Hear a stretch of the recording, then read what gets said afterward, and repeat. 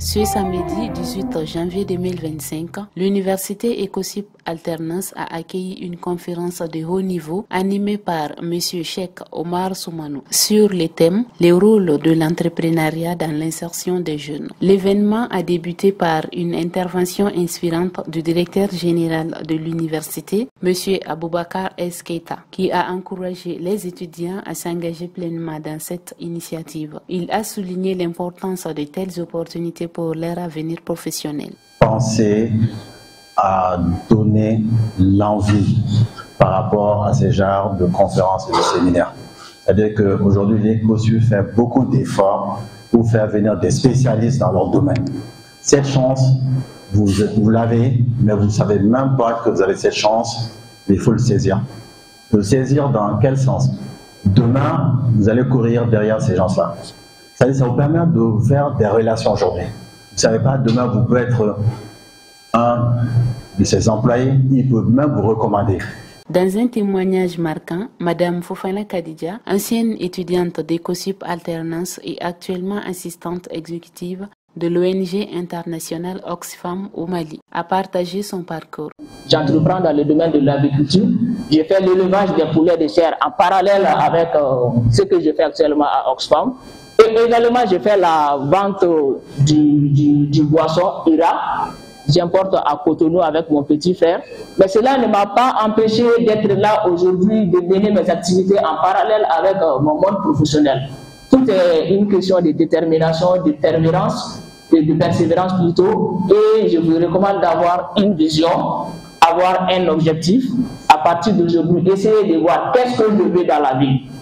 Du moment où vous parvenez à avoir une réponse à ça, commencez à tracer.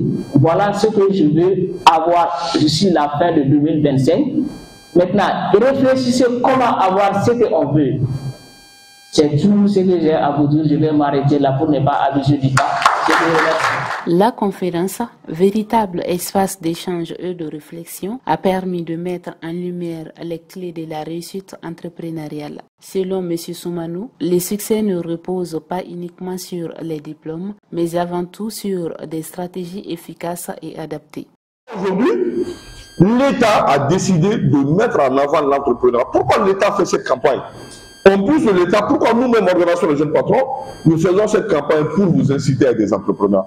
Pour la simple bonne raison, premièrement, nous nous sommes dit, quand vous voulez être entrepreneur, vous n'avez pas besoin de diplôme. Même si vous êtes au lycée, vous pouvez entreprendre. Il n'y a pas d'interdiction, il faut seulement avoir 18 ans. Première conditionnalité, juste avoir 18 ans. Et savoir se rendre riche. Et elle a dit, technique de vente, elle a pu vendre un parfum où elle a gagné 60 000 francs. C'est ça le secret. Parce que c'est le seul moyen, vous partez de rien et vous devenez milliardaire dans les conditions les plus légales. Dès les bancs, pensez déjà, l'idée que vous avez à créer une entreprise très grande là, commencez avec la pépinière que vous avez là, à réaliser, qui ne vous prend pas du temps, qui ne vous prend pas assez d'énergie, qui juste vous permet d'utiliser votre temps creux. C'est-à-dire, si c'est avoir une très grande boutique d'habillement, c'est de commencer maintenant à aller acheter un yugu de 1000 francs et essayer de placer. C'est un business model. Quand vous avez des allers-retours dans ce cadre-là et que vous avez un bénéfice de 5 francs sur tel, ce que vous pouvez présenter dans votre business plan, c'est lorsque on m'appuierait à atteindre tel niveau, je peux faire tel bénéfice sur telle durée. C'est ce que je voulais vous donner au préalable comme conseil. Deuxièmement, c'est que n'entrez pas d'office dans l'entrepreneuriat pour l'objectif d'avoir l'argent tout de suite. Mais qu'est-ce que je peux donner, apporter? C'est ça qui doit être votre premier objectif.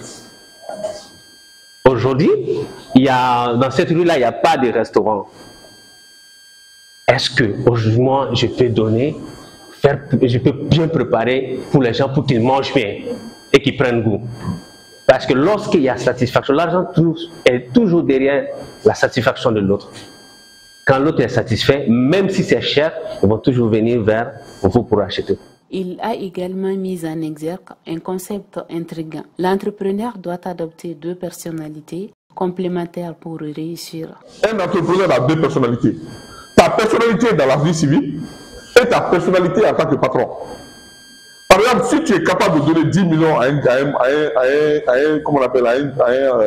un griot, mais vous ne verrez jamais un entrepreneur aussi riche soit-il donner 10 millions à un de ses employés, jamais. Il ne le fera jamais. C'est ça le paradoxe. C'est normal parce qu'un entrepreneur ne doit pas être généreux. C'est M. Soumano ou M. Ablaye Samaté ou bien M. Bakara dans sa vie civile qui est généreux. Mais Bakara Service, Samaté Service, Soumano Construction n'est pas généreux. Les étudiants présents n'ont pas manqué de poser des questions pertinentes et de proposer des idées enrichissantes, confirmant leur implication active dans le débat. En conclusion, M. Soumano a délivré des conseils précieux aux jeunes souhaitant se lancer dans l'entrepreneuriat. Il a encouragé chacun à développer des idées novatrices, à s'armer de résilience et à toujours garder une vision claire de leurs objectifs. Le conseil que je donne à un jeune, c'est d'abord, premièrement, pour se lancer, il faut que ton idée de projet réponde à ces 3 critiques. Soit tu le fais par passion, tu te lances dans l'entrepreneuriat par passion, soit tu te lances parce que tu as un talent. Par exemple, quand un Mbappé va créer une école de foot, c'est sûr que les gens vont lui faire confiance, tout le monde va lui confier son enfant pour que l'enfant devienne un grand footballeur. Donc, soit vous créez votre entreprise par passion, soit vous le créez par talent, parce que vous avez un talent. Voilà. Maintenant, troisième et dernière chose, il faut aussi créer l'entreprise à travers l'expérience. Et ça a été un réel plaisir d'avoir ces formateurs. Nous remercions l'administration, y compris le bureau des étudiants, parce que moi et mes collègues, nous avons tiré profit de la formation. Et aussi, on remercie réellement les formateurs et ses accompagnants.